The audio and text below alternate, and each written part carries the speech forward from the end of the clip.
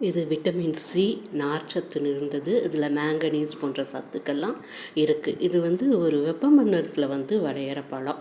இது vitamin slam இருக்கிறதுனால நம்மளுக்கு டைஜஷனுக்கு உதவுறது, நோய் எதிர்ப்பு சக்தியை நம்மளுக்கு கொடுக்குது.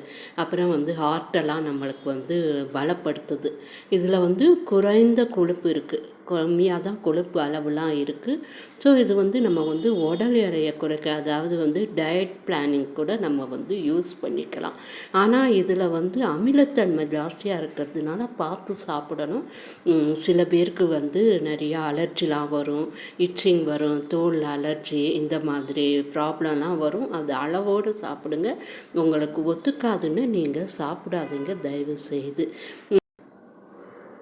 இதில் உள்ள மேங்கனீஸு போன்ற சத்துலாம் நம்மளுக்கு என்ன பண்ணுதுன்னா, எலும்பெல்லாம் நம்மளுக்கு வலிமையாக வச்சுக்கிறது. இந்த விட்டமின் சி இருக்கு இல்லையா, அது நம்மளுக்கு நல்ல கண்ணுக்கு நல்ல ஒரு ஆரோக்கியத்தை கொடுக்குது. அதனால் இதை நீங்கள் அளவோடு எடுத்துக்கோங்க. அதுக்கு மேலே நீங்கள் உங்களுக்கு பாடியில் உங்கள் உடம்புல அமிலத்தன்மை நிறைய இருக்குன்னு இந்த பழத்தை சாப்பிடாதீங்க, பார்த்து எடுத்துக்கோங்க.